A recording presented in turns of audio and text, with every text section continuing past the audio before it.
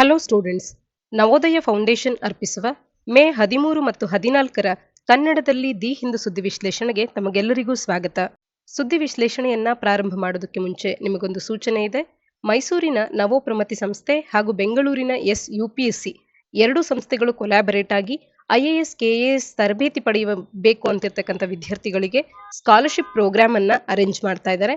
29 ಮೇ 2022ರಂದು ಮೈಸೂರಿನ ಈ ನವೋಪ್ರಮತಿ ಸಂಸ್ಥೆಯಲ್ಲಿ ಹಾಗೆ ಬೆಂಗಳೂರಿನ ವಿಜಯನಗರದ UPSC ಸಂಸ್ಥೆಯಲ್ಲಿ ಸ್ಕಾಲರ್ಶಿಪ್ ಅನ್ನ ನೀಡೋ ಪರ್ಪಸ್ಗೆ ಸ್ಕಾಲರ್ಶಿಪ್ ಒಂದು ಎಕ್ಸಾಮ್ ಅನ್ನ ಕಂಡಕ್ಟ್ ಮಾಡ್ತಾ ಇದ್ದಾರೆ ಮೇ 29ರಂದು.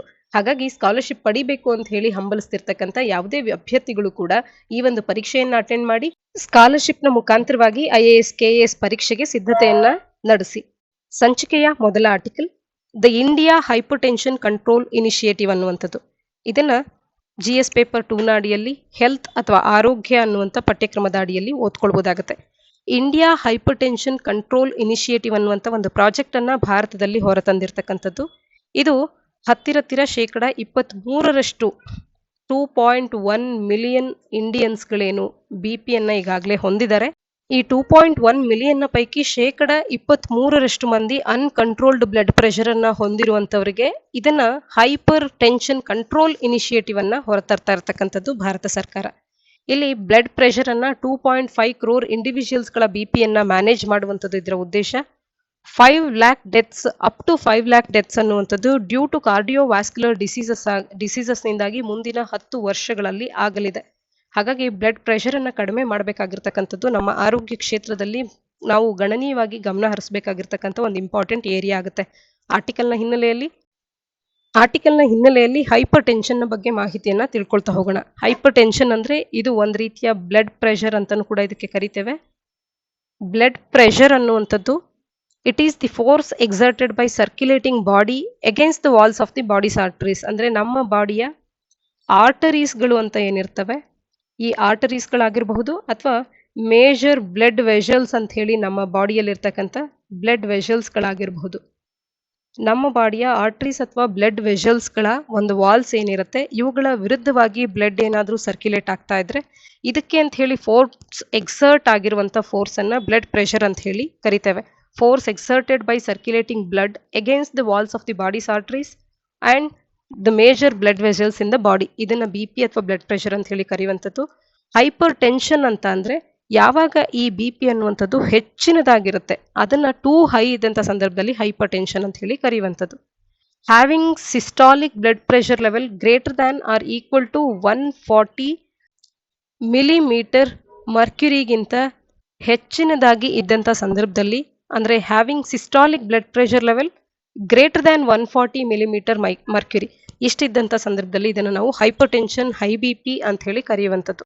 ಇನ್ನು ಇದು 90 ಮಿಲಿಮೀಟರ್ ಮರ್ಕ್ಯುರಿಗಿಂತಲೂ ಕೂಡ ಕಡಿಮೆ ಆಯಿತು ಅಂತ ಅಂದ್ರೆ 90 mmHgಗಿಂತಲೂ ಕೂಡ ಕಡಿಮೆ ಆಯಿತು ಅಂತ ಅಂದ್ರೆ ಇದನ್ನ ಆಂಟಿ ಹೈಪರ್ ಟೆನ್ಸಿವ್ ಮೆಡಿಕೇಶನ್ ಅನ್ನ ನೀಡಿ ಸರಿ ಮಾಡಬೇಕಾಗತ್ತೆ. ಅಂದ್ರೆ ಇಲ್ಲಿ BP ಲೋ ಆಗುವಂಥದ್ದು ಲೋ ಬ್ಲಡ್ ಪ್ರೆಷರ್, ಹಾಗೆ 140ಗಿಂತ ಹೆಚ್ಚಾದ್ರೆ ಹೈ ಬ್ಲಡ್ ಪ್ರೆಷರ್ ಅಂತ ಹೇಳಿ ಗುರುತಿಸ್ತೇವೆ. ಇದರ ಪ್ರಿವೆಲೆನ್ಸ್ ಅನ್ನ ನೋಡ್ತಾ ಹೋದ್ರೆ ಭಾರತದಲ್ಲಿ ಸದರ್ನ್ ಸ್ಟೇಟ್ಸ್ಗಳಲ್ಲಿ ಹೈಪರ್ ಟೆನ್ಷನ್ ಅನ್ನುವಂಥದ್ದು ನ್ಯಾಷನಲ್ ಆವರೇಜ್ಗಿಂತಲೂ ಹೆಚ್ಚಾಗಿದೆ. ಉದಾಹರಣೆಗೆ ನಾವು ಕೇರಳವನ್ನ ನೋಡಿದಾಗ ಕೇರಳದಲ್ಲಿ 32.8% ಮೆನ್ ಅಂಡ್ 30.9% ವುಮೆನ್ ಇವರಿಗೆ ಹೈಯೆಸ್ಟ್ ನಂಬರ್ ಆಫ್ BP ಪೇಷಂಟ್ಸ್ಗಳನ್ನ ಹೊಂದಿರತಕ್ಕಂಥದ್ದು ಕೇರಳ. ನಂತರದಲ್ಲಿ ತೆಲಂಗಾಣ 2ನೇ ಸ್ಥಾನವನ್ನ ಪಡ್ಕೊಳ್ಳುತ್ತೆ.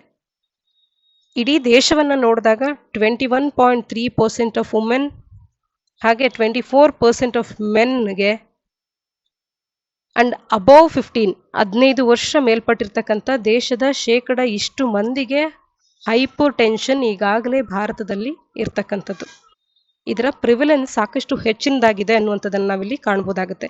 ಹೈಪರ್ ಟೆನ್ಷನ್ ನ ಕುರಿತಂತೆ ಇದರ ಪ್ರಿವಿಲೆನ್ಸ್ ಸಾಕಷ್ಟು ಇರೋದ್ರ ಕುರಿತಂತೆ WHO ವರ್ಲ್ಡ್ ಹೆಲ್ತ್ ಆರ್ಗನೈಸೇಷನ್ ಇನ ರೆಸ್ಪಾನ್ಸ್ ಏನು ಅಂತ ಅಂದ್ರೆ 2021ರಲ್ಲಿ ವರ್ಲ್ಡ್ ಹೆಲ್ತ್ ಆರ್ಗನೈಸೇಷನ್ ಅನ್ನುವಂಥದ್ದು pharmacological treatment of hypertension in adults ಇದರ ಕುರಿತಂತೆ ಒಂದು ಹೊಸ ಗೈಡ್ಲೈನ್ಸ್ ಅನ್ನ ರಿಲೀಸ್ ಮಾಡಿದೆ. ಈ ಪಬ್ಲಿಕೇಶನ್ ಅನ್ನುವಂಥದ್ದು ಎವಿಡೆನ್ಸ್ ಬೇಸ್ಡ್ ರೆಕಮೆಂಡೇಶನ್ಸ್ ಗಳನ್ನ ನೀಡ್ತಾ ಹೋಗಿದೆ. ಯಾವ ರೀತಿಯಾಗಿ ಟ್ರೀಟ್ಮೆಂಟ್ ಅನ್ನ ಇನಿಷಿಯೇಟ್ ಮಾಡಬೇಕು ಹೈಪರ್ ಟೆನ್ಷನ್ಗೆ ಅಂತ ಹೇಳಿ, ಹಾಗೆ ರೆಕಮೆಂಡೆಡ್ ಇಂಟರ್ವಲ್ಸ್ ಗಳನ್ನ ಫಾಲೋ ಅಪ್ಗೆ ರೆಕಮೆಂಡೆಡ್ ಇಂಟರ್ವಲ್ಸ್ ಗಳನ್ನ ಕೂಡ ಈ ಗೈಡ್ಲೈನ್ಸ್ ನೀಡ್ತಾ ಹೋಗಿದೆ. ಇನ್ನು ಇಂಡಿಯಾ ಹೈಪರ್ಟೆನ್ಷನ್ ಕಂಟ್ರೋಲ್ ಇನಿಷಿಯೇಟಿವ್ ನ ಬಗ್ಗೆ ನಾವು ತಿಳ್ಕೊಳ್ತಾ ಹೋಗೋದಾದ್ರೆ ಈ ಪ್ರೋಗ್ರಾಮ್ ನವೆಂಬರ್ 2017ರಲ್ಲಿ IHCI India hypertension control initiative November 2017ರಲ್ಲಿ ಪ್ರಾರಂಭ ಆಗಿದೆ. ಫಸ್ಟ್ ಇಯರ್ನಲ್ಲಿ IHCI ಅನ್ನುವಂಥದ್ದು 26 ಜಿಲ್ಲೆಗಳನ್ನು ಕವರ್ ಮಾಡಿತ್ತು. 5 ರಾಜ್ಯಗಳ ಪೈಕಿ ಪಂಜಾಬ್, ಕೇರಳ, ಮಧ್ಯಪ್ರದೇಶ್, ತೆಲಂಗಾಣ ಮತ್ತು ಮಹಾರಾಷ್ಟ್ರದ 5 ರಾಜ್ಯಗಳ 26 ಜಿಲ್ಲೆಗಳನ್ನು ಮೊದಲ ವರ್ಷದಲ್ಲಿ ಇದು ಕವರ್ ಮಾಡಿತ್ತು. ಡಿಸೆಂಬರ್ 2020ರ ವೇಳೆಗೆ IHCI ಅನ್ನುವಂಥದ್ದು 52 ಜಿಲ್ಲೆಗಳನ್ನು 10 ರಾಜ್ಯಗಳ 52 ಜಿಲ್ಲೆಗಳನ್ನು ಕವರ್ ಮಾಡುವಂಥ ಕಾರ್ಯವನ್ನು ಮಾಡಿತು. ಇದರಲ್ಲಿ ಕರ್ನಾಟಕವೂ ಕೂಡ ಒಂದಾಗಿತ್ತು. ಇನ್ನು health ministry, Indian council of medical research, ICMR ಹಾಗೆ ರಾಜ್ಯ ಸರ್ಕಾರಗಳು ಹಾಗೆ WHO ಇಂಡಿಯಾ ಇವೆಲ್ಲವೂ ಸೇರಿ 5 ವರ್ಷಗಳ ಒಂದು ಇನಿಷಿಯೇಟಿವ್ ಅನ್ನು ಪ್ರಾರಂಭ ಮಾಡಿದ್ದಾರೆ ಹೈಪರ್ ಟೆನ್ಷನ್ ಅನ್ನು ಮಾನಿಟರ್ ಮಾಡಲಿಕ್ಕೆ ಮತ್ತು ಟ್ರೀಟ್ ಮಾಡಲಿಕ್ಕೆ ಅಂತ ಹೇಳಿ. ಇಂಡಿಯಾ ಅನ್ನುವಂಥದ್ದು 25/25 ಅನ್ನುವಂಥ ಒಂದು ಗುರಿಯನ್ನ ಇಂಪಾರ್ಟೆಂಟ್ ಆಗಿ ಹೈಪರ್ ಟೆನ್ಷನ್ನ ವಿಚಾರದಲ್ಲಿ ಹೊಂದಿದೆ. ಅಂತಂದ್ರೆ 25% ನಾನ್ ಕಮ್ಯುನಿಕಬಲ್ ಡಿಸೀಸಸ್ಗಳಿಂದ ಆಗುವಂಥ ಪ್ರೀಮೆಚ್ಯೂರ್ ಮಾರ್ಟಾಲಿಟಿಯನ್ನ, ಅಂದ್ರೆ ಈ ನಾನ್ ಕಮ್ಯುನಿಕಬಲ್ ಡಿಸೀಸಸ್ಗಳಿಂದ ಈಗೇನು ಸಾವುಗಳಾಗ್ತಾ ಇದೆ ಪ್ರೀಮೆಚ್ಯೂರ್ ಆಗಿ ಮಾರ್ಟಾಲಿಟೀಸ್, ಈ ಸಾವುಗಳಲ್ಲಿ 25% ಸಾವನ್ನ 2025ರ ಹೊತ್ತಿಗೆ ಭಾರತ ಕಡಿಮೆ ಮಾಡುವಂತ ಒಂದು ಗೋಲ್ ಅನ್ನ ಹೊಂದಿದೆ. ಇದನ್ನೇ 25/25 ಗೋಲ್ ಅಂತ ಹೇಳಿ ತಿಳಿಸಬಹುದು. ಹಾಗೇನೆ one of the 9 voluntary targets ಏನು ಇದರೊಳಗೆ ಅಂತ ಅಂದ್ರೆ ಹೈ ಬ್ಲಡ್ ಪ್ರೆಷರ್ ಅನ್ನ 25% ನಷ್ಟು ಕಡಿಮೆ ಮಾಡಬೇಕು 2025ರ ಒಳಗೆ ಅಂತ ಹೇಳಿ ಕೂಡ ಒಂದು ಟಾರ್ಗೆಟ್ ಅನ್ನ ಹೊಂದಿದೆ ಭಾರತ ಈ 25/25 ಗೋಲ್ನ ಅಡಿಯಲ್ಲಿ. ಮುಂದಿನ article, event horizon reveals true colours of SGR-A* ಅಂತ ಹೇಳಿದು ತಿಳಿಸ್ತಾ ಇದೆ. SGR-A* ಅಂದ್ರೆ ಸಗಾಟೇರಿಯಸ್ A* ಅಂತ ಹೇಳಿ ಇದನ್ನ ಕರೆಯುವಂಥದ್ದು. ಇದನ್ನ GS ಪೇಪರ್ 3 ನ ಅಡಿಯಲ್ಲಿ ಅವೇರ್ನೆಸ್ ಇನ್ ಸ್ಪೇಸ್ ಅನ್ನುವಂಥ ಪಠ್ಯಕ್ರಮದ ಅಡಿಯಲ್ಲಿ ಹಾಗೆ ಪ್ರಿಲಿಮ್ಸ್ಗೆ ಇಂಪಾರ್ಟೆಂಟ್ ಆಗಿ ಕೂಡ ನಾವು ಓದ್ಕೊಳ್ಬಹುದಾಗುತ್ತೆ. ಈಗ ಇವೆಂಟ್ ಹಾರಿಝನ್ ಟೆಲಿಸ್ಕೋಪ್ ಫೆಸಿಲಿಟಿಯ ಸೈಂಟಿಸ್ಟ್ಗಳು ಅಲ್ಲಿಂದ ಏನು ರಿವೀಲ್ ಮಾಡಿದ್ದಾರೆ ಅಂತ ಅಂದ್ರೆ ಬ್ಲ್ಯಾಕ್ ಹೋಲಿನ first image, black hole at the centre of the Milky Way ನಲ್ಲಿರ್ತಕ್ಕಂಥ ಒಂದು ಬ್ಲ್ಯಾಕ್ ಹೋಲಿನ ಮೊದಲ ಇಮೇಜ್ ಅನ್ನುವಂಥದ್ದು ಈಗ ಪ್ರೆಸ್ ಕಾನ್ಫರೆನ್ಸಸ್ ಗಳಲ್ಲಿ ರಿಲೀಸ್ ಆಗಿರ್ತಕ್ಕಂಥದ್ದು ಅಥವಾ ರಿವೀಲ್ ಆಗಿರ್ತಕ್ಕಂಥದ್ದನ್ನ ಆರ್ಟಿಕಲ್ ಮಾತನಾಡ್ತಾ ಇದೆ. This image of the black hole ಅನ್ನ ಸಗಿಟೇರಿಯಸ್ A* ಅಂತ ಹೇಳಿ ಇವರು ಕರೀತಾ ಇದ್ದಾರೆ. ಇದು ಫರ್ದರ್ ಸಪೋರ್ಟ್ ಅನ್ನ compact object at the centre of our galaxy is indeed a black hole ಅಂತ ಹೇಳಿ ಏನು ಈಗಾಗಲೇ ನಮಗೆ ಅಂಶ ತಿಳಿದು ಬಂದಿತ್ತು, ಅದಕ್ಕೆ ಫರ್ದರ್ ಸಪೋರ್ಟ್ ಅನ್ನ ಈ ಇಮೇಜ್ ನೀಡ್ತಾ ಇರ್ತಕ್ಕಂಥದ್ದು. ಅಂದ್ರೆ ನಮ್ಮ ಒಂದು ಗ್ಯಾಲಾಕ್ಸಿ ಆದಂತ ಮಿಲ್ಕಿ ವೇನ ಮಧ್ಯದಲ್ಲಿ ಸೆಂಟರ್ ಪಾರ್ಟ್ ನಲ್ಲಿ ಬ್ಲ್ಯಾಕ್ ಹೋಲ್ ಅನ್ನುವಂಥದ್ದು ಇದೆ ಅಂತ ಹೇಳಿ ಈಗಾಗಲೇ ನಾವು ತಿಳಿದಿದ್ವಿ. ಇದಕ್ಕೆ ಸಪೋರ್ಟ್ ಅನ್ನು ನೀಡುವಂತೆ ಪೂರಕವಾಗುವಂತೆ ಒಂದು ಇಮೇಜ್ ಅನ್ನ ರಿವೀಲ್ ಮಾಡಿದೆ ಇವೆಂಟ್ ಹಾರಿಝಾನ್ ಟೆಲಿಸ್ಕೋಪ್ ಫೆಸಿಲಿಟಿಯ ವಿಜ್ಞಾನಿಗಳು ಈಗ ಅದನ್ನ ರಿಲೀಸ್ ಮಾಡಿರ್ತಕ್ಕಂಥದ್ದು. ಹಾಗಾದ್ರೆ ಸಗಿಟೇರಿಯಸ್ A* ಅನ್ನುವಂಥದ್ದು ಒಂದು ಸೂಪರ್ ಮ್ಯಾಸಿವ್ ಬ್ಲ್ಯಾಕ್ ಹೋಲ್ ಆಗಿದೆ. ಎಲ್ಲಿದೆ ಅಂತ ಅಂದ್ರೆ ನಮ್ಮ ಮಿಲ್ಕಿ ವೇ ಗ್ಯಾಲಾಕ್ಸಿಯ ಮಧ್ಯದಲ್ಲಿ ಇರ್ತಕ್ಕಂಥದ್ದು. ಇದು border of the constellation Sagittarius and Scorpius ಇದೆರಡರ ಒಂದು ಕಾನ್ಸ್ಟಲೇಷನ್ಸ್ ಗಳ ಬಾರ್ಡರ್ ನಲ್ಲಿ ಕಾಣಸಿಗುತ್ತೆ. ಸಗಿಟೇರಿಯಸ್ A* ಅನ್ನುವಂಥದ್ದು 4 million times the mass of our sun ಇರ್ತಕ್ಕಂಥದ್ದು. 26,000 ಲೈಟ್ ಇಯರ್ಸ್ ಗಳಷ್ಟು ದೂರದಲ್ಲಿ ಇದೆ ನಮ್ಮ ಅರ್ತ್ ನಿಂದ. ಹಾಗಾದ್ರೆ ಬ್ಲ್ಯಾಕ್ ಹೋಲ್ ಅಂದ್ರೆ ಏನು ಅನ್ನುವಂಥದ್ದನ್ನ ನೀವು ತಪ್ಪದೆ ಆರ್ಟಿಕಲ್ ನ ಹಿನ್ನೆಲೆಯಲ್ಲಿ ಕಮೆಂಟ್ ಸೆಕ್ಷನ್ ಅಲ್ಲಿ ಕಮೆಂಟ್ ಮಾಡಿ ತಿಳಿಸಿ. ಇನ್ನ ಇವೆಂಟ್ ಹಾರಿಝನ್ ಟೆಲಿಸ್ಕೋಪ್ ನ ಬಗ್ಗೆ ಕೂಡ ತಿಳ್ಕೊಳ್ಳೋದೇ ಆದ್ರೆ 2006ರಲ್ಲಿ international team of more than 200 ರಿಸರ್ಚರ್ಸ್ಗಳು ಹಾರ್ವರ್ಡ್ ಯೂನಿವರ್ಸಿಟಿ ಆಸ್ಟ್ರೋನಾಮರ್ಸ್ ಗಳಿಂದ ಇದು ಲೀಡ್ ಮಾಡಿದ್ರು ಅವರು. ಇವರು ಇವೆಂಟ್ ಹಾರಿಝನ್ ಟೆಲಿಸ್ಕೋಪ್ ಪ್ರಾಜೆಕ್ಟ್ ಅನ್ನ ಒಂದು ಸೋಲ್ ಏಮ್ ಅನ್ನ ಇಟ್ಕೊಂಡು ಬ್ಲ್ಯಾಕ್ ಹೋಲ್ ಅನ್ನ ಡೈರೆಕ್ಟ್ ಶಾಟ್ ಅನ್ನ ಕ್ಯಾಪ್ಚರ್ ಮಾಡ್ಲಿಕ್ಕೆ ಅಂತ ಹೇಳಿ ಹೊರತಂದಿದ್ದಂಥದ್ದೇ ಈ ಇವೆಂಟ್ ಹಾರಿಝನ್ ಟೆಲಿಸ್ಕೋಪ್ ಅನ್ನುವಂಥದ್ದು. ಹಾಗೆ ಇದು ಯಾವ ಟೆಕ್ನಿಕ್ ಅನ್ನ ಅಥವಾ ಟೆಕ್ನಾಲಜಿಯನ್ನ ಬಳಕೆ ಮಾಡ್ಕೊಳ್ಳುತ್ತೆ ಅಂತ ಅಂದ್ರೆ very long baseline interferometry VLBI ಅನ್ನುವಂಥ ಒಂದು ಟೆಕ್ನಿಕ್ ಅನ್ನ ಬಳಕೆ ಮಾಡಿಕೊಂಡು ಈ ಒಂದು ಇವೆಂಟ್ ಹಾರಿಝಾನ್ ಟೆಲಿಸ್ಕೋಪ್ ಅನ್ನುವಂಥದ್ದು ಕಾರ್ಯ ಮಾಡುತ್ತೆ. ಇಲ್ಲಿ 8 ರೇಡಿಯೋ ಅಬ್ಸರ್ವೇಟರೀಸ್ಗಳು ಅರೌಂಡ್ ದ ವರ್ಲ್ಡ್ ಕಾರ್ಯ ಮಾಡುತ್ತೆ. ಈ ಇವೆಂಟ್ ಹಾರಿಝಾನ್ ಟೆಲಿಸ್ಕೋಪ್ ಇದೆಲ್ಲವನ್ನ ಕನ್ಸಿಸ್ಟ್ ಮಾಡ್ಕೊಂಡಿದೆ. ಈ ಒಂದು ಟೆಲಿಸ್ಕೋಪ್ಸ್ಗಳು US, ಅಂಟಾರ್ಟಿಕಾ, ಸ್ಪೇನ್ ಎಲ್ಲ ಜಾಗಗಳಲ್ಲಿ ಅಂದ್ರೆ 8 ಸ್ಥಳಗಳಲ್ಲಿ ಇರ್ತಕ್ಕಂಥದ್ದು. ಮುಂದಿನ article, CCMB develops Indian mRNA vaccine platform ಅನ್ನುವಂಥದ್ದು. ಇದನ್ನ ಸಾಮಾನ್ಯ ಅಧ್ಯಯನ ಪತ್ರಿಕೆ 2ರ ಅಡಿಯಲ್ಲಿ ಹೆಲ್ತ್ ಅನ್ನುವಂಥ ಪಠ್ಯಕ್ರಮದ ಅಡಿಯಲ್ಲಿ ಹಾಗೆ ಸಾಮಾನ್ಯ ಅಧ್ಯಯನ ಪತ್ರಿಕೆ 3ರ ಅಡಿಯಲ್ಲಿ achievements of Indians in science and technology ಅನ್ನುವಂಥ ಪಠ್ಯಕ್ರಮದ ಅಡಿಯಲ್ಲಿ ಓದ್ಕೊಳ್ಬಹುದಾಗುತ್ತೆ. CCMB ಮತ್ತು CSIR Council of Scientific and Industrial Research ಹಾಗೂ Centre for Cellular and Molecular Biology ಇವರಿಬ್ಬರು ಕೂಡ ಸೇರಿ ಸಕ್ಸೆಸ್ ಅನ್ನ ಸಾಧಿಸಿದ್ದಾರೆ. ಯಾವ ವಿಚಾರದಲ್ಲಿ ಅಂದ್ರೆ proof of principle of first indigenous messenger RNA vaccine ಟೆಕ್ನಾಲಜಿಯ ಸಕ್ಸೆಸ್ ಅನ್ನ ಸಾಧಿಸಿರೋದನ್ನ ಈಗ ಅನೌನ್ಸ್ ಮಾಡಿರ್ತಕ್ಕಂಥದ್ದು.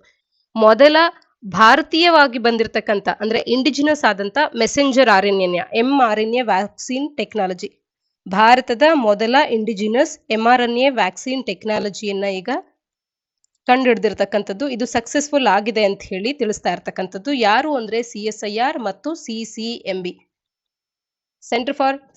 Council of Scientific and Industrial Research, ಹಾಗೆ Centre for Cellular and Molecular Biology, ಇವರಿಬ್ಬರು ಸೇರಿ ಈ ಒಂದು ಪ್ರೂಫ್ ಆಫ್ ಪ್ರಿನ್ಸಿಪಲ್ ಸಕ್ಸೆಸ್ ಅನ್ನ ಅನೌನ್ಸ್ ಮಾಡಿರ್ತಕ್ಕಂಥದ್ದು first indigenous messenger RNA vaccine ಟೆಕ್ನಾಲಜಿಯ ವಿಚಾರದಲ್ಲಿ.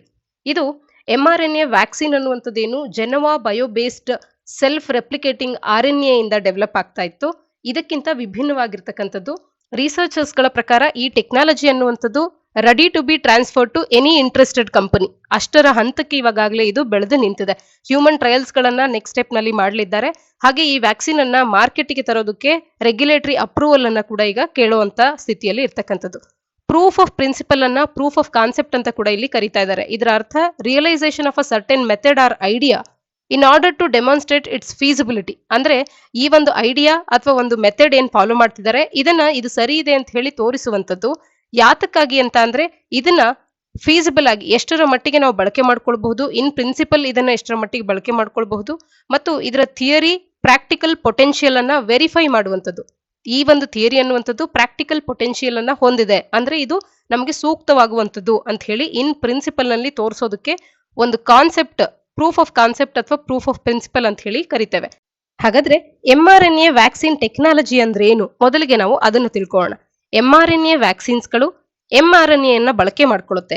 ನಮ್ಮ ಸೆಲ್ಸ್ ಗಳಿಗೆ ಯಾವ ರೀತಿಯಾಗಿ ಪ್ರೋಟೀನ್ ಅಥವಾ ಪ್ರೋಟೀನ್ ಟ್ರಿಗರ್ ಮಾಡಿ ಇಮ್ಯೂನ್ ರೆಸ್ಪಾನ್ಸ್ ಗಳನ್ನ ನಮ್ಮ ಬಾಡಿ ಒಳಗೆ ಟ್ರಿಗರ್ ಮಾಡಬೇಕು ಅನ್ನುವಂಥದ್ದನ್ನ ಟೀಚ್ ಮಾಡೋದಕ್ಕೆ mRNA ವ್ಯಾಕ್ಸಿನ್ಸ್ ಗಳು ಬಳಕೆ ಮಾಡ್ಕೊಳ್ಳುತ್ತೆ.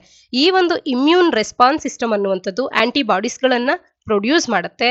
ಇದು ನಮ್ಮನ್ನ ಬೇರೆ ಒಂದು ರಿಯಲ್ ವೈರಸ್ಗಳು ನಮ್ಮ ಬಾಡಿಗೆ ಎಂಟರ್ ಆಗದೆ ಇರುವಂತೆ ಅಥವಾ ಎಂಟರ್ ಆಗಿರ್ತಕ್ಕಂಥ ವೈರಸ್ಗಳಿಂದ ಪ್ರೊಟೆಕ್ಷನ್ ಅನ್ನ ನೀಡುತ್ತೆ. ಇದು mRNA ಟೆಕ್ನಾಲಜಿ ಈ ರೀತಿ ಕಾರ್ಯ ಮಾಡುವಂಥದ್ದು. ರಿಸರ್ಚರ್ಸ್ ಗಳು ಈಗ ಇಂಡಿಜಿನಸ್ ಪೊಟೆನ್ಶಿಯಲ್ ಅನ್ನ ಹೊಂದಿರತಕ್ಕಂಥ mRNA ವ್ಯಾಕ್ಸಿನ್ ಕ್ಯಾಂಡಿಡೇಟ್ ಅನ್ನ SARS-CoV-2 ನ ವಿರುದ್ಧವಾಗಿ ಕಂಡುಹಿಡಿದಿರ್ತಕ್ಕಂಥದ್ದು ಅಥವಾ ಡೆವಲಪ್ ಮಾಡಿರ್ತಕ್ಕಂಥದ್ದು. ಇದು ಮಾಡರ್ನಾದ ಮಾಡೆಲ್ ನ ಬೇಸಿಸ್ ನ ಆಧಾರದ ಮೇಲೆ ಡೆವಲಪ್ ಮಾಡಿರ್ತಕ್ಕಂಥದ್ದು. ಇನ್ನ ಇದರ ಎಫಿಕಸಿಯ ಬಗ್ಗೆ ಮಾತನಾಡೋದಾದ್ರೆ 90% ಎಫಿಷಿಯಂಟ್ ಅಂತ ಹೇಳಿ ಕೂಡ ತಿಳಿಸಲಾಗ್ತಾ ಇದೆ. ಆಂಟಿ ಸ್ಪೈಕ್ ಆಂಟಿಬಾಡೀಸ್ ಜನರೇಟೆಡ್, ಇವು ಏನು ಈಗ ಜನರೇಟ್ ಆಗಿದೆ ಇವುಗಳನ್ನ 90% ಎಫಿಷಿಯನ್ಸ್ ಆಗಿದೆ. ಹ್ಯೂಮನ್ ACE2 ರಿಸೆಪ್ಟರ್ ಬೈಂಡಿಂಗ್ ಅನ್ನ ಕರೋನಾ ವೈರಸ್ಗೆ ಏನಿದೆ ಇದನ್ನ ಪ್ರಿವೆಂಟ್ ಮಾಡೋದಕ್ಕೆ 90% ಎಫಿಷಿಯಂಟ್ ಅಂತ ಹೇಳಿ ಇದು ತಿಳಿಸ್ತಾ ಇರ್ತಕ್ಕಂಥದ್ದು. ಇದರ ಒಂದು ಸಿಗ್ನಿಫಿಕೆನ್ಸ್ ಏನು ಅಂತ ಅಂದ್ರೆ ಇಂಡಿಜಿನಸ್ ಆಗಿ ಈ ರೀತಿಯಾಗಿ mRNA ವ್ಯಾಕ್ಸಿನ್ ಪ್ಲಾಟ್ಫಾರ್ಮ್ ಅನ್ನುವಂಥದ್ದು ಗ್ರೋನ್ ಅಪ್ ಆಯ್ತು ಅಂತ ಅಂದ್ರೆ ಇದು ಭಾರತದಲ್ಲಿರ್ತಕ್ಕಂಥ ಬೇರೆ ಇನ್ಫೆಕ್ಷಿಯಸ್ ಡಿಸೀಸಸ್ ಗಳೇನಿದೆ, TB, ಟ್ಯೂಬರ್ಕ್ಯುಲೋಸಿಸ್ ಆಗಿರಬಹುದು, ಡೆಂಗ್ಯೂ ಫೀವರ್ ಆಗಿರಬಹುದು, ಮಲೇರಿಯಾ ಆಗಿರಬಹುದು, ಚಿಕನ್ ಗುನ್ಯಾ ಆಗಿರಬಹುದು, ಹಾಗೆ ಇನ್ಯಾವುದೇ ರೇರ್ ಜೆನೆಟಿಕ್ ಡಿಸೀಸಸ್ ಗಳಾಗಿರಬಹುದು, ಇವುಗಳಿಗೂ ಕೂಡ ವ್ಯಾಕ್ಸಿನ್ಸ್ ಗಳನ್ನ ಭಾರತೀಯರು ಇಂಡಿಜಿನಸ್ ಆಗಿ ಕಂಡುಹಿಡಿಯುವಂತ ಒಂದು ಆಸೆಯನ್ನ ಮತ್ತು ಒಂದು ಪ್ರಾಮಿಸ್ ಅನ್ನ ಈ ರೀತಿಯ ಒಂದು ಗ್ರೋತ್ ಅಥವಾ ಈ ರೀತಿಯ ಒಂದು ಇಂಡಿಜಿನಸ್ ಆದಂತ ಒಂದು ವ್ಯಾಕ್ಸಿನ್ ಅನ್ನ ಕಂಡುಹಿಡಿಯೋದ್ರ ಮುಖಾಂತರವಾಗಿ ನಮ್ಮ ರಿಸರ್ಚರ್ಸ್ ಗಳು ನಮಗೆ ತೋರಿಸಿರ್ತಕ್ಕಂಥದ್ದು. ವ್ಯಾಕ್ಸಿನ್ಸ್ ಗಳನ್ನ ಪ್ಯಾನ್ COVID-19 ವ್ಯಾಕ್ಸಿನ್ ಆಗಿ ಬಳಕೆ ಮಾಡ್ಕೊಳ್ಬಹುದು ಡಿಫರೆಂಟ್ ವೇರಿಯಂಟ್ಸ್ ಗಳಿಗೆ ಕವರ್ ಮಾಡೋದಕ್ಕೆ ಅಂತ ಹೇಳಿ. ಇನ್ನು ವ್ಯಾಕ್ಸಿನ್ಸ್ ಗಳಲ್ಲಿರ್ತಕ್ಕಂಥ ಬೇರೆ ಬೇರೆ ವಿಧಗಳು ಯಾವುದು, ಟೈಪ್ಸ್ ಆಫ್ ವ್ಯಾಕ್ಸಿನ್ಸ್ ಗಳನ್ನ ನಾವು ನೋಡೋದಾದ್ರೆ ಇಂಡಿಜಿನಸ್ಲಿ ಡೆವಲಪ್ಡ್ ವ್ಯಾಕ್ಸಿನ್ಸ್ ಗಳಲ್ಲಿ ZyCoV-D ಮತ್ತು ಕೋವ್ಯಾಕ್ಸಿನ್ ಅನ್ನ ಕಾಣಬಹುದು ಈ COVID-19 ಗೆ ಸಂಬಂಧಿಸಿದಂತೆ. ಇನ್ನು ಗ್ಲೋಬಲಿ ಡೆವಲಪ್ಡ್ ವ್ಯಾಕ್ಸಿನ್ಸ್ ಗಳು ಯಾವುವು ಅಂದಾಗ ಕೋವಿಶೀಲ್ಡ್ ಅಂಡ್ ಸ್ಪುಟ್ನಿಕ್ 5 ಅನ್ನ ಕಾಣಬಹುದು. ಯಾವ ರೀತಿಯಾಗಿ mRNA ವ್ಯಾಕ್ಸಿನ್ಸ್ ಗಳು ಟ್ರೆಡಿಷನಲ್ ವ್ಯಾಕ್ಸಿನ್ಸ್ ಗಳಿಗಿಂತ ವಿಭಿನ್ನವಾಗಿರುತ್ತೆ ಅನ್ನುವಂಥದ್ದು ನೀವು ಪರೀಕ್ಷಾ ದೃಷ್ಟಿಯಿಂದ ತಿಳ್ಕೊಳ್ಬೇಕು. ಇದರ ಬಗೆಗೆ ನೀವು ಸ್ವಂತವಾಗಿ ಅಧ್ಯಯನ ಮಾಡಿ. ಹಾಗಾದ್ರೆ mRNA ಬೇಸ್ಡ್ ವ್ಯಾಕ್ಸಿನ್ಸ್ ಗಳನ್ನ ಬಳಕೆ ಮಾಡುವಂತ ಅಡ್ವಾಂಟೇಜಸ್ ಏನು, ಅದನ್ನ ಯಾಕೆ ನಾವು ಬಳಕೆ ಮಾಡಬೇಕು ಅಂತ ಅಂದ್ರೆ mRNA ವ್ಯಾಕ್ಸಿನ್ಸ್ ಗಳನ್ನ ಸೇಫ್ ಅಂತ ಹೇಳಿ mRNA ನಾನ್ ಇನ್ಫೆಕ್ಷಿಯಸ್ ಆಗಿದೆ, ನಾನ್ ಇಂಟಿಗ್ರೇಟಿಂಗ್ ಇನ್ ನೇಚರ್ ಆಗಿದೆ, ಹಾಗೆ ಸ್ಟ್ಯಾಂಡರ್ಡ್ ಸೆಲ್ಯುಲರ್ ಮೆಕ್ಯಾನಿಸಮ್ಸ್ ಗಳಿಂದ ಇದು ಡಿಗ್ರೇಡ್ ಆಗಿರ್ತಕ್ಕಂಥದ್ದು. ಹಾಗಾಗಿ ಇದನ್ನ ಸೇಫರ್ ಆಪ್ಷನ್ ಆಗಿ ನಾವು ಬಳಕೆ ಮಾಡಿಕೊಳ್ಳುವಂಥದ್ದು. ಮುಂದಿನ ಆರ್ಟಿಕಲ್ ರಿಫಾರ್ಮಿಂಗ್ WHO ಅಥವಾ ವರ್ಲ್ಡ್ ಹೆಲ್ತ್ ಆರ್ಗನೈಸೇಷನ್. ಇಲ್ಲಿ ಭಾರತದ PM ಅವರು ವರ್ಲ್ಡ್ ಹೆಲ್ತ್ ಆರ್ಗನೈಸೇಷನ್ ರಿಫಾರ್ಮ್ಗೆ ಕಾಲಿಂಗ್ ಅನ್ನ ನೀಡ್ತಾ ಇರ್ತಕ್ಕಂಥದ್ದನ್ನ ಆರ್ಟಿಕಲ್ ತಿಳಿಸುತ್ತೆ.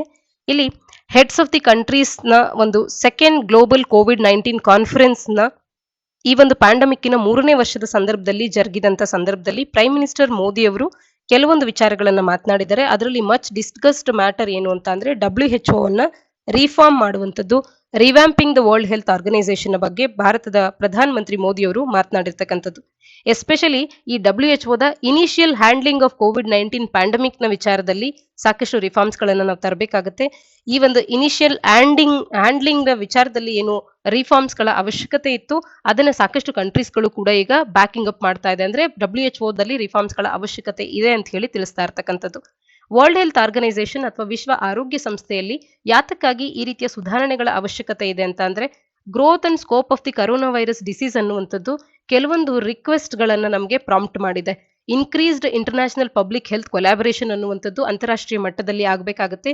ಕೇವಲ ಪ್ರಾದೇಶಿಕ ಮಟ್ಟದಲ್ಲಿ ಅಷ್ಟೇ ಅಲ್ಲದೆ, ಜಾಗತಿಕ ಮಟ್ಟದಲ್ಲಷ್ಟೇ ಅಲ್ಲದೆ ಎಲ್ಲ ಲೆವೆಲ್ಸ್ ಗಳಲ್ಲೂ ಆಗಬೇಕು. WHO ಅನ್ನೇ ಕಂಪ್ಲೀಟ್ ಆಗಿ ರಿಫಾರ್ಮ್ ಮಾಡಬೇಕಾಗುತ್ತೆ. WHO ಅನ್ನುವಂಥದ್ದು ಗ್ಲೋಬಲ್ ಪವರ್ ಪ್ಲೇಗೆ ಇಮ್ಯೂನ್ ಆಗದೆ ಇರುವಂತೆ ನೋಡ್ಕೊಳ್ಬೇಕು. ಪವರ್ಫುಲ್ ಕಂಟ್ರೀಸ್ ಗಳಾದಂತ US ಅಥವಾ China decision making of the WHO ಅನ್ನ ಇನ್ಫ್ಲೂಯೆನ್ಸ್ ಮಾಡದೇ ಇರುವಂತ ರೀತಿಯಲ್ಲಿ WHO ರಿಫಾರ್ಮ್ ಮಾಡಬೇಕಾಗುತ್ತೆ. ಇನ್ನ ಫಂಡಿಂಗ್ ಇಶ್ಯೂಸ್ ಗಳನ್ನ ನೋಡಿದ್ರೆ, ಕೇವಲ ಕ್ವಾರ್ಟರ್ ಆಫ್ ಇಟ್ಸ್ ಬಡ್ಜೆಟ್ ಅನ್ನುವಂಥದ್ದು UN ಮೆಂಬರ್ ಸ್ಟೇಟ್ಸ್ ಗಳಿಂದ ಬರ್ತಾ ಇದೆ. ರಿಯಲ್ ಮನಿ ಅನ್ನುವಂಥದ್ದು ಇದಕ್ಕೆ ವಾಲಂಟ್ರಿ ಫಂಡಿಂಗ್ ಅನ್ನುವಂಥದ್ದು ಕಂಟ್ರೀಸ್ ಮತ್ತು ಆರ್ಗನೈಸೇಷನ್ಸ್ ಗಳಿಂದ ಇದಕ್ಕೆ ದೊರೀತಾ ಇರತಕ್ಕಂಥದ್ದು. ಹಾಗಾಗಿ ಫಂಡಿಂಗ್ ಅನ್ನುವಂಥದ್ದು ಎಲ್ಲ ರಾಷ್ಟ್ರಗಳ ಒಂದು ಹೊಣೆಯಾಗಿ ಅಲ್ಲಿ ಫಂಡಿಂಗಿನ ಇಶ್ಯೂ ಅನ್ನುವಂಥದ್ದು ಸಾಲ್ವ್ ಆಗಬೇಕು. ಇನ್ನ ವಿಶ್ವ ಆರೋಗ್ಯ ಸಂಸ್ಥೆಯ ಇನ್ಸ್ಟಿಟ್ಯೂಷನಲ್ ಅರೇಂಜ್ಮೆಂಟ್ಸ್ ಅನ್ನುವಂಥದ್ದು ಸ್ಟ್ರಾಂಗ್ಲಿ ಗ್ಲೋಬಲ್ ಕೋಆಪರೇಷನ್ ಅನ್ನ ಪಬ್ಲಿಕ್ ಹೆಲ್ತ್ ನಲ್ಲಿ ಪುಷ್ ಮಾಡುವಂತಿರಬೇಕು. ಹಾಗೇನೆ ಡೆವಲಪಿಂಗ್ ಕಂಟ್ರೀಸ್ ಗಳಿಗೆ ರಿಯಲ್ ಟೈಮ್ ನಲ್ಲಿ ಸಪೋರ್ಟ್ ಅನ್ನ ನೀಡುವಂತಿರಬೇಕು. ಈ ಒಂದು ರಿಸರ್ಚ್ ಅಂಡ್ ಡೆವಲಪ್ಮೆಂಟ್ ನ ವಿಚಾರದಲ್ಲಿ ಏನೆಲ್ಲ ರಿಫಾರ್ಮ್ಸ್ ಗಳನ್ನ ಇಲ್ಲಿ ಸಜೆಸ್ಟ್ ಮಾಡಲಾಗಿದೆ ಅಂತ ಅಂದ್ರೆ, ಎಕ್ಸಿಕ್ಯೂಟಿವ್ ಬೋರ್ಡ್ ಅನ್ನುವಂಥದ್ದು ಬರಬೇಕು. ಎಕ್ಸಿಕ್ಯೂಟಿವ್ ಬೋರ್ಡ್ ಅನ್ನುವಂಥದ್ರೊಳಗೆ ಇದೊಂದು standing body should be made a standing body. Executive board ಅನ್ನ ಸ್ಟ್ಯಾಂಡಿಂಗ್ ಬಾಡಿಯನ್ನಾಗಿ ಮಾಡಬೇಕು. ಎಲೆಕ್ಟೆಡ್ ಕಂಟ್ರೀಸ್ ಗಳನ್ನ ಇದು ಹೊಂದಿರಬೇಕು. ಜೆನೆವಾ ಬೇಸ್ಡ್ ಪರ್ಮನೆಂಟ್ ರೆಪ್ರೆಸೆಂಟೇಟಿವ್ಸ್ ಗಳು ಇದರಲ್ಲಿ ಇರಬೇಕು ಅನ್ನುವಂಥದ್ದು ಒಂದು ರೆಕಮೆಂಡೇಶನ್. ಈ ಒಂದು ಎಕ್ಸಿಕ್ಯೂಟಿವ್ ಬಾಡಿ ಅಥವಾ ಎಕ್ಸಿಕ್ಯೂಟಿವ್ ಬೋರ್ಡ್ ಅನ್ನುವಂಥದ್ದು ಯಾವಾಗ ಆಕ್ಷನ್ಸ್ ಗಳನ್ನ WHO ತಗೊಳ್ಬೇಕು, ಡೈರೆಕ್ಟ್ ಆಕ್ಷನ್ಸ್ ಗಳನ್ನ, ಆ ಸಂದರ್ಭದಲ್ಲಿ ಈ ಆಕ್ಷನ್ಸ್ ಗಳನ್ನ ತಗೊಳ್ಳುವಂತ ನಿರ್ಧಾರ ಎಕ್ಸಿಕ್ಯೂಟಿವ್ ಬೋರ್ಡ್ ನದಾಗಿರ್ಬೇಕು. ಇನ್ನ ಎಕ್ಸಿಕ್ಯೂಟಿವ್ ಬೋರ್ಡ್ ಅನ್ನುವಂಥದ್ದು ಕೇವಲ ಕೆಲವೊಂದು ಜಿಯೋಗ್ರಫಿಕ್ ರೆಪ್ರೆಸೆಂಟೇಷನ್ ನಲ್ಲಿ ಮಾತ್ರ ಕಾರ್ಯ ಮಾಡದೆ, ಆ ಬಿಯಾಂಡ್ ಓನ್ಲಿ ಜಿಯೋಗ್ರಫಿಕ್ ರೆಪ್ರೆಸೆಂಟೇಷನ್ ಇದು ಮೇಜರ್ ಸ್ಟೇಕ್ ಹೋಲ್ಡರ್ಸ್ ಗಳನ್ನ ಎನ್ಶೂರ್ ಮಾಡಬೇಕು. ಲಾರ್ಜೆಸ್ಟ್ ಎಕಾನಮಿಕ್ಸ್ ಗಳು ಕೂಡ, ಲಾರ್ಜೆಸ್ಟ್ ಪಾಪ್ಯುಲೇಷನ್ ಅನ್ನ ಹೊಂದಿರತಕ್ಕಂಥ ಕಂಟ್ರೀಸ್ ಗಳು ಎಲ್ಲವೂ ಕೂಡ ಇದರಲ್ಲಿ ಕೈ ಜೋಡಿಸಿ ಕಾರ್ಯ ಮಾಡಬೇಕು ಅನ್ನುವಂಥದ್ರ ಕಡೆಗೆ ಈ ಎಕ್ಸಿಕ್ಯೂಟಿವ್ ಬೋರ್ಡ್ ಅನ್ನುವಂಥದ್ದು ಗಮನವನ್ನ ಹರಿಸಬೇಕಾಗುತ್ತೆ. ಹಾಗೆ ವಿಶ್ವ ಆರೋಗ್ಯ ಸಂಸ್ಥೆಯು rolling out of new drugs ನ ಕಡೆಗೆ ಕೂಡ ಇನ್ವಾಲ್ವ್ಮೆಂಟ್ ಅನ್ನ ತೋರಿಸಬೇಕು. ವಿಶ್ವ ಆರೋಗ್ಯ ಸಂಸ್ಥೆ ಡ್ರಗ್ ಅನ್ನ ಮೇಕ್ ಮಾಡೋದ್ರಲ್ಲಿ, ಅಂದ್ರೆ ಅದನ್ನ ಮಾಡುವಂತ ಕಾರ್ಯದಲ್ಲಿ ಈಗ ಇನ್ವಾಲ್ವ್ಮೆಂಟ್ ಅನ್ನ ತೋರಿಸಿಲ್ಲ. ಹಾಗಾಗಿ ಡ್ರಗ್ ರಿಸರ್ಚ್ ಗೆ, ಡ್ರಗ್ ರೋಲಿಂಗ್ ಗೆ ಡೆವಲಪ್ಡ್ ಕಂಟ್ರೀಸ್ ಗಳಲ್ಲಿ ಈ ಕಾರ್ಯ ಆಗುವಂತೆ WHO ಅನ್ನುವಂಥದ್ದು ಇನ್ವಾಲ್ವ್ಮೆಂಟ್ ಅನ್ನ ತೋರಿಸಬೇಕು. ಇನ್ನ WHO along with the other companies ಅಥವಾ ಅದರ್ ಆರ್ಗನೈಸೇಷನ್ಸ್ ಗಳೇನಿದೆ, ವರ್ಲ್ಡ್ ಟ್ರೇಡ್ ಆರ್ಗನೈಸೇಷನ್ ಆಗಿರಬಹುದು, WHO ಈ ರೀತಿಯ ಒಂದು ಆರ್ಗನೈಸೇಷನ್ಸ್ ಗಳೊಟ್ಟಿಗೆ ಸೇರಿ ಅಫೋರ್ಡಬಲ್ ಆಕ್ಸೆಸ್ ಅನ್ನ ಎಲ್ಲ ಇಂಪಾರ್ಟೆಂಟ್ ಡ್ರಗ್ಸ್ ಗಳಿಗೆ ಕ್ರಿಟಿಕಲ್ ಟೈಮ್ಸ್ ಗಳಲ್ಲಿ ಪಾಸಿಬಲ್ ಆಗುವಂತೆ ಮಾಡಿಕೊಡುವಂತ ಕಾರ್ಯವನ್ನ ಮಾಡಬೇಕಾಗುತ್ತೆ. ಹಾಗೇನೆ ಇನ್ಕ್ರೀಸ್ಡ್ ಮ್ಯಾಂಡೇಟರಿ ಫಂಡಿಂಗ್ ಅನ್ನುವಂಥದ್ದು ಕೂಡ ಮೆಂಬರ್ ಸ್ಟೇಟ್ಸ್ ಗಳಿಂದ ಆಗಬೇಕಾಗುತ್ತೆ WHO ಗೆ. ಇದರಿಂದಾಗಿ ಫಿನಾನ್ಷಿಯಲ್ ಅಸಿಸ್ಟೆನ್ಸ್ ದೊರಕದಂತಾಗುತ್ತೆ. ಇನ್ನ ಇಂಡಿಯಾದ 9 ಪಾಯಿಂಟ್ ಪ್ಲಾನ್ ಏನು WHO ಅನ್ನ ರಿಫಾರ್ಮ್ ಮಾಡ್ಲಿಕ್ಕೆ ಅನ್ನುವಂಥದ್ದನ್ನ ಕೂಡ ಆರ್ಟಿಕಲ್ ನ ಹಿನ್ನೆಲೆಯಲ್ಲಿ ನಾವು ತಿಳ್ಕೊಳ್ತಾ ಹೋಗ್ಬೇಕು. ಒಂದು, ಯಾವ ರೀತಿಯಾಗಿ ಇದು ಮಾನಿಟರ್ ಮಾಡ್ತಾ ಇದೆ, ಆ ಒಂದು ಮೆಕ್ಯಾನಿಸಮ್ ಅನ್ನ ಕ್ರಾಸ್ ಬಾರ್ಡರ್ಸ್ ಗಳಲ್ಲಿ ಹೆಲ್ತ್ ಎಮರ್ಜೆನ್ಸೀಸ್ ಗಳನ್ನ ಮಾನಿಟರ್ ಮಾಡೋದಕ್ಕೆ WHO ಫಾಲೋ ಮಾಡ್ತಿರ್ತಕ್ಕಂಥ ಮೆಕ್ಯಾನಿಸಮ್ಸ್ ಗಳನ್ನ ಚೇಂಜ್ ಮಾಡ್ಕೊಳ್ಬೇಕಾಗತ್ತೆ. ಹಾಗೇನೆ UN ಬಾಡಿಗೆ ಹೆಚ್ಚಿನ ಗ್ರೇಟರ್ ಪವರ್ಸ್ ಗಳನ್ನ ನೀಡಬೇಕು ಇಂಟರ್ನ್ಯಾಷನಲ್ ಪಬ್ಲಿಕ್ ಹೆಲ್ತ್ ಎಮರ್ಜೆನ್ಸಿಯನ್ನ ಡಿಕ್ಲೇರ್ ಮಾಡುವಂತ ವಿಚಾರದಲ್ಲಿ. ಹಾಗೇನೆ ಬಾಡಿಯ ಫಂಡಿಂಗ್ ಮತ್ತು ಗವರ್ನೆನ್ಸ್ ನ ವಿಚಾರದಲ್ಲಿ ಬದಲಾವಣೆಗಳು ಮತ್ತು ಇಂಪ್ರೂವ್ಮೆಂಟ್ಸ್ ಗಳನ್ನ ತರಬೇಕಾಗುತ್ತೆ. ಇನ್ನ ಈ ಫಂಡ್ಸ್ ಗಳನ್ನ ಬಳಕೆ ಮಾಡೋದ್ರಲ್ಲಿ ಟ್ರಾನ್ಸ್ಪರೆನ್ಸಿಯನ್ನ ತರುವಂತದ್ದು. ಇನ್ನ ವರ್ಲ್ಡ್ ಬಾಡಿ ಆಗಿರ್ತಕ್ಕಂಥ WHO fair, affordable and equitable access to COVID-19 vaccines ಗಳನ್ನ ಗ್ರೇಟರ್ ರೋಲ್ ನಲ್ಲ ಪ್ಲೇ ಮಾಡಬೇಕು. ಈ ರೀತಿಯಾದಂತ ಒಂದು fair, affordable and equitable access to COVID-19 vaccines ಗಳನ್ನ ನೀಡುವಲ್ಲಿ. ಹಾಗೆ WHO ದ ರೆಗ್ಯುಲರ್ ಬಡ್ಜೆಟ್ ಅನ್ನುವಂಥದ್ದು ಇನ್ಕ್ರೀಸ್ ಆಗಬೇಕು. ಸೊ ದಟ್ ಕೋರ್ ಆಕ್ಟಿವಿಟೀಸ್ ಗಳಿಗೆ ಇಲ್ಲಿಂದನೇ ಫಿನಾನ್ಸಿಂಗ್ ಅನ್ನುವಂಥದ್ದು ಆಗುವಂತೆ ಇರಬೇಕು. ಡೆವಲಪಿಂಗ್ ಕಂಟ್ರೀಸ್ ಗಳ ಮೇಲೆ ಫಿನಾನ್ಷಿಯಲ್ ಬರ್ಡನ್ ಅನ್ನುವಂಥದ್ದು ಹೆಚ್ಚಿನದಾಗಿ ಆಗಬಾರದು. ಹಾಗೇನೆ WHO ಅನ್ನುವಂಥದ್ದು ಲಿಟಲ್ ಫ್ಲೆಕ್ಸಿಬಿಲಿಟಿಯನ್ನ ಫಂಡ್ಸ್ ಗಳನ್ನ ಬಳಕೆ ಮಾಡುವಂತ ವಿಚಾರದಲ್ಲಿ ಹೊಂದಿದೆ. ಹಾಗಾಗಿ ಅದಕ್ಕೆ ಹೆಚ್ಚಿನ ಫ್ಲೆಕ್ಸಿಬಿಲಿಟಿ ಅನ್ನುವಂಥದ್ದು ಫಂಡ್ ನ ವಿಚಾರದಲ್ಲಿ ದೊರಕಬೇಕಾಗತ್ತೆ. ಹಾಗೆ WHO ಅನ್ನುವಂಥದ್ದು ತನ್ನ ಟೆಕ್ನಿಕಲ್ ಫೋಕಸ್ ಅನ್ನ ಮೇಂಟೈನ್ ಮಾಡಿ ತನ್ನ ಎಕ್ಸ್ಪರ್ಟೈಸ್ ಅನ್ನ ಬ್ರಾಡನ್ ಮಾಡ್ಕೊಳ್ಬೇಕಾಗತ್ತೆ. ಇನ್ಪುಟ್ ಅನ್ನ ಪೊಲಿಟಿಕಲ್ ಸೈಂಟಿಸ್ಟ್ ಗಳಿಂದ ಪಡ್ಕೊಳ್ಬೇಕು, ಅರ್ಬನ್ ಡಿಸೈನರ್ಸ್ ಗಳಿಂದ, ಲಾಯರ್ಸ್ ಗಳಿಂದ, ಲಾಜಿಸ್ಟಿಷಿಯನ್ಸ್ ಇಂದ, ಇನ್ಫಾರ್ಮೇಶನ್ ಟೆಕ್ನಾಲಜಿ ಸ್ಪೆಷಲಿಸ್ಟ್ ಗಳಿಂದ ಇದು ಈ ಟೆಕ್ನಿಕಲ್ ಫೋಕಸ್ ಅನ್ನ ಮಾಡುವಂತ ಒಂದು ಇನ್ಪುಟ್ಸ್ ಗಳನ್ನ ಪಡ್ಕೊಂಡು ಬ್ರಾಡ್ ಬೇಸ್ಡ್ ಆದಂತ ಎಕ್ಸ್ಪರ್ಟೈಸ್ ಅನ್ನ WHO ಹೊಂದಬೇಕಾಗತ್ತೆ. ಆಗ ಮಾತ್ರ ಹೋಲಿಸ್ಟಿಕ್ ಆಗಿ WHO ನಾವು ರಿಫಾರ್ಮ್ಸ್ಗಳನ್ನು ಕಾಣೋದಕ್ಕೆ ಸಾಧ್ಯ ಆಗುತ್ತೆ. ಮುಂದಿನ article hunger risk from climate threat ಅನ್ನುವಂಥದ್ದು. ಕ್ಲೈಮೇಟ್ ಥ್ರೆಟ್ನಿಂದ ಹಸಿವಿನ ಮೇಲೆ ಆಗ್ತಿರ್ತಕ್ಕಂಥ ರಿಸ್ಕ್ ಅಂದ್ರೆ ಹೆಚ್ಚಿನದಾಗಿ ಹಸಿವಿಗೆ ಒಳಗಾಗ್ತಿರ್ತಕ್ಕಂಥ ಮಕ್ಕಳು ಬರ್ತಾ ಇದ್ದಾರೆ ಅನ್ನುವಂಥದ್ದನ್ನ ಆರ್ಟಿಕಲ್ ತಿಳಿಸುತ್ತೆ. ಇದನ್ನ ಸಾಮಾನ್ಯ ಅಧ್ಯಯನ ಪತ್ರಿಕೆ 2ರ ಅಡಿಯಲ್ಲಿ ಇಂಪಾರ್ಟೆಂಟ್ ಇಂಟರ್ನ್ಯಾಷನಲ್ ಇನ್ಸ್ಟಿಟ್ಯೂಷನ್ಸ್ ಅನ್ನುವಂಥ ಪಠ್ಯಕ್ರಮದ ಅಡಿಯಲ್ಲಿ ಓದ್ಕೊಳ್ಬಹುದಾಗುತ್ತೆ. ಇಲ್ಲಿ ಗ್ಲೋಬಲ್ ಫುಡ್ ಪಾಲಿಸಿ ರಿಪೋರ್ಟ್ನ ಬಗ್ಗೆ ಆರ್ಟಿಕಲ್ ಮಾತನಾಡ್ತಾ ಇರ್ತಕ್ಕಂಥದ್ದು, ಅಥವಾ International Food Policy Research Institute ಅವರು IFPRI ಅವರು ಹೊರತರ್ತಿರ್ತಕ್ಕಂಥ ಗ್ಲೋಬಲ್ ಫುಡ್ ಪಾಲಿಸಿ ರಿಪೋರ್ಟ್ನ ಬಗ್ಗೆ ಆರ್ಟಿಕಲ್ ಮಾತನಾಡ್ತಾ ಇದೆ. ಈ International Food Policy Research Institute ಈಗಾಗಲೇ global food policy report climate change and food systems ಅನ್ನುವಂಥ ಒಂದು ರಿಪೋರ್ಟ್ ಅನ್ನ ಹೊರತಂದಿದೆ. ಇದು ಇಂಡಿಯಾದ ರಿಸ್ಕ್ ಹೇಗಿದೆ ಹಂಗರ್ನ ವಿಚಾರದಲ್ಲಿ ಅನ್ನುವಂಥದ್ದನ್ನ ತಿಳಿಸುತ್ತೆ. ಹಾಗೆ ಇಂಡಿಯಾದ ರಿಸ್ಕ್ ಫಾರ್ ಹಂಗರ್ ಅನ್ನುವಂಥದ್ದು 23% ಇನ್ಕ್ರೀಸ್ ಕೂಡ ಆಗಬಹುದು 2030ರ ಹೊತ್ತಿಗೆ ಡ್ಯೂ ಟು ಕ್ಲೈಮೇಟ್ ಚೇಂಜಿನ ಇಂಪ್ಯಾಕ್ಟ್ನಿಂದಾಗಿ ಭಾರತದಲ್ಲಿ ಹಸುವಿನಿಂದ ಬಳಲ್ತಿರ್ತಕ್ಕಂಥವರ ಸಂಖ್ಯೆ 23% ಹೆಚ್ಚು ಕೂಡ ಆಗಬಹುದು 2030ರ ಹೊತ್ತಿಗೆ ಅನ್ನುವಂಥ ಒಂದು ಅಲಾರ್ಮಿಂಗ್ ಆದಂಥ ಒಂದು ಡೇಟಾವನ್ನ global food policy report climate change and food systems ಅನ್ನುವಂಥ ರಿಪೋರ್ಟು ಇದನ್ನ international Food Policy Research Institute ಅವರು ಹೊರತರ್ತಿದ್ದಾರೆ. ಈ ರಿಪೋರ್ಟ್ನ ಮುಖಾಂತರವಾಗಿ ನಮಗೆ ತಿಳಿದು ಬಂದಿರತಕ್ಕಂಥದ್ದು. ಇನ್ನು ಭಾರತಕ್ಕೆ ಸಂಬಂಧಿಸಿದಂತ ಬೇರೆಲ್ಲ ಯಾವೆಲ್ಲ ಅಂಶಗಳನ್ನ ಈ ಒಂದು ರಿಪೋರ್ಟ್ ತಿಳಿಸ್ತಾ ಹೋಗುತ್ತೆ ಅನ್ನುವಂಥದ್ದನ್ನ ತಿಳ್ಕೊಳ್ಳೋಣ. ಇಂಡಿಯಾದ ಫುಡ್ ಪ್ರೊಡಕ್ಷನ್ ಅನ್ನುವಂಥದ್ದು 16% ಡ್ರಾಪ್ ಆಗಬಹುದು ಅನ್ನುವಂಥದ್ದನ್ನ ಕೂಡ ಇಲ್ಲಿ ತಿಳಿಸ್ತಾ ಹೋಗಿದ್ದಾರೆ. Number of those at risk for hunger, ಯಾರೆಲ್ಲ ಹಸುವಿನ ಒಂದು ರಿಸ್ಕ್ ನಲ್ಲಿದ್ದಾರೆ ಅವರ ಪರ್ಸೆಂಟೇಜ್ ಅನ್ನುವಂಥದ್ದು 23% 2030ರ ಹೊತ್ತಿಗೆ ಹೆಚ್ಚಾಗುತ್ತೆ ಅನ್ನುವಂಥದ್ದು ಭಾರತದ ವಿಚಾರಕ್ಕೆ. ಅದು ಕೂಡ ಕ್ಲೈಮೇಟ್ ಚೇಂಜಿನ ಇಂಪ್ಯಾಕ್ಟ್ ನಿಂದಾಗಿ ಅನ್ನುವಂಥದ್ದು. ಹಾಗೆ ಈ ಒಂದು ಪ್ರೊಜೆಕ್ಷನ್ಸ್ ಅನ್ನುವಂಥದ್ದು ಒಂದು ಮಾಡೆಲಿನ ಭಾಗವಾಗಿದೆ. ಈ ಮಾಡೆಲ್ ಅನ್ನ ಬಳಕೆ ಮಾಡಿ ಕ್ಲೈಮೇಟ್ ಚೇಂಜಿನ ಇಂಪ್ಯಾಕ್ಟ್ ಯಾವ ರೀತಿ ಆಗಬಹುದು, ಅಗ್ರಿಗೇಟ್ ಫುಡ್ ಪ್ರೊಡಕ್ಷನ್ ನ ಮೇಲೆ, ಫುಡ್ ಕನ್ಸಂಪ್ಷನ್ ನ ಮೇಲೆ, ಹಾಗೆಯೇ net trade of major food commodity ಗ್ರೂಪ್ಸ್ಗಳ ಮೇಲೆ ಮತ್ತು population at risk of going hungry ಇವರೆಲ್ಲರ ಮೇಲೆ ಯಾವ ರೀತಿಯ ಇಂಪ್ಯಾಕ್ಟ್ ಆಗಬಹುದು ಅನ್ನುವಂಥ ಒಂದು ಮಾಡೆಲ್ ಅನ್ನ ಮಾಡಿ ಅದನ್ನ ಎವ್ಯಾಲ್ಯೂಯೇಟ್ ಮಾಡಲಾಗಿದೆ. ಅದರ ಮುಖಾಂತರವಾಗಿ ತಿಳಿದು ಬಂದಿರತಕ್ಕಂಥ ಅಧ್ಯಯನದ ಒಂದು ರಿಪೋರ್ಟೇ ಈ ಒಂದು ಡೇಟಾ ಫ್ಯಾಕ್ಟ್ಸ್ ಆಗಿರ್ತಕ್ಕಂಥದ್ದು. Number of Indians at risk from hunger in 2030 expected to grow by 23.9 million ಅನ್ನುವಂಥದ್ದನ್ನ ಆರ್ಟಿಕಲ್ ನಮಗೆ ತಿಳಿಸ್ತಾ ಇದೆ. ಇನ್ನು ಅಗ್ರಿಗೇಟ್ ಫುಡ್ ಪ್ರೊಡಕ್ಷನ್ ಇಂಡೆಕ್ಸ್ ಅನ್ನುವಂಥದ್ದು ಅಂಡರ್ ಸಿಮಿಲರ್ ಕಂಡೀಷನ್ಸ್ಗಳಲ್ಲಿ 1.6 ನಿಂದ 1.5ಗೆ ಡ್ರಾಪ್ ಆಗುತ್ತೆ ಅನ್ನುವಂಥದ್ದನ್ನ ಕೂಡ ತಿಳಿಸಲಾಗ್ತಾ ಇದೆ. ಫುಡ್ ಪ್ರೊಡಕ್ಷನ್ ಕ್ರಾಪ್ಸ್ ಅಥವಾ ಫುಡ್ ಪ್ರೊಡಕ್ಷನ್ ಇಂಡೆಕ್ಸ್ ಅಂತ ಅಂದ್ರೆ ಇದರ ಅಡಿಯಲ್ಲಿ ಕವರ್ ಆಗುವಂತ ಕ್ರಾಪ್ಸ್ಗಳು ಎಡಿಬಲ್ ಕ್ರಾಪ್ಸ್ಗಳಾಗಿರುತ್ತೆ. ಹಾಗೆ ಅವು ನ್ಯೂಟ್ರಿಯೆಂಟ್ ವ್ಯಾಲ್ಯೂ ಅನ್ನ ಹೊಂದಿರುವಂತ ಕ್ರಾಪ್ಸ್ಗಳಾಗಿರುತ್ತೆ. ಅವು ತಿನ್ನೋದಕ್ಕೆ ಬರಬೇಕು ಮತ್ತು ಅವುಗಳಲ್ಲಿ ನ್ಯೂಟ್ರಿಯೆಂಟ್ಸ್ ಇರಬೇಕು. ಕಾಫಿ ಅಂಡ್ ಟೀ ಅನ್ನ ಇದರಿಂದ ಹೊರಗಿಡಲಾಗಿದೆ. ಫುಡ್ ಪ್ರೊಡಕ್ಷನ್ ಇಂಡೆಕ್ಸ್ ನಿಂದ ಕಾಫಿ ಅಂಡ್ ಟೀ ಅನ್ನ ಎಕ್ಸ್ಕ್ಲೂಡ್ ಮಾಡಲಾಗಿದೆ. ಕಾರಣ ಇವುಗಳಿಗೆ ನ್ಯೂಟ್ರಿಟಿವ್ ವ್ಯಾಲ್ಯೂ ಇಲ್ಲ ಅಂತ ಹೇಳಿ ಇವುಗಳನ್ನ ಎಕ್ಸ್ಕ್ಲೂಡ್ ಮಾಡಲಾಗಿದೆ ಫುಡ್ ಪ್ರೊಡಕ್ಷನ್ ಇಂಡೆಕ್ಸ್ ನ ಅಡಿಯಲ್ಲಿ. ಇನ್ನು ಒಂದು ಪಾಸಿಟಿವ್ ನೋಟ್ ಏನು ಇದು ತಿಳಿಸ್ತಾ ಇರ್ತಕ್ಕಂಥದ್ದು ಅಂದ್ರೆ ಕ್ಲೈಮೇಟ್ ಚೇಂಜ್ ಅನ್ನುವಂಥದ್ದು ಆವರೇಜ್ ಕ್ಯಾಲರಿ ಕನ್ಸಂಪ್ಷನ್ ಆಫ್ ಇಂಡಿಯನ್ಸ್ಗಳ ಮೇಲೆ ಇಂಪ್ಯಾಕ್ಟ್ ಅನ್ನ ಮಾಡೋದಿಲ್ಲ ಅನ್ನುವಂಥದ್ದು ಇಲ್ಲಿ ತಿಳಿದು ಬರ್ತಾ ಇದೆ. ಪರ್ ಕ್ಯಾಪಿಟಾ ಪರ್ ಡೇ ಅನ್ನ ನಾವು ನೋಡಿದ್ರೆ ರಫ್ಲಿ 2600 ಕಿಲೋ ಕ್ಯಾಲರೀಸ್ ಅಷ್ಟು ಇಂಟೇಕ್ ಅನ್ನ ಭಾರತೀಯರು 2030ರ ವೇಳೆಗೆ even in climate change scenario ಪಡ್ಕೊಳ್ತಾರೆ ಅನ್ನುವಂಥದ್ದನ್ನ ಆರ್ಟಿಕಲ್ ತಿಳಿಸ್ತಾ ಇರ್ತಕ್ಕಂಥದ್ದು. ಇನ್ನು ಆವರೇಜ್ ಟೆಂಪರೇಚರ್ ಅಕ್ರಾಸ್ ಇಂಡಿಯಾ ಅನ್ನುವಂಥದ್ದು 2.4 ಡಿಗ್ರಿ ಸೆಲ್ಸಿಯಸ್ ಈಗಿರುವಂಥದ್ದು ಮತ್ತು 4.4 ಡಿಗ್ರಿ ಸೆಲ್ಸಿಯಸ್ನಷ್ಟು 2100ರ ಹೊತ್ತಿಗೆ ಆಗಬಹುದು ಅನ್ನುವಂಥದ್ದನ್ನ ಕೂಡ ಆರ್ಟಿಕಲ್ನಲ್ಲಿ ನಮಗೆ ತಿಳಿಸ್ತಾ ಇರ್ತಕ್ಕಂಥ ಅಂಶ.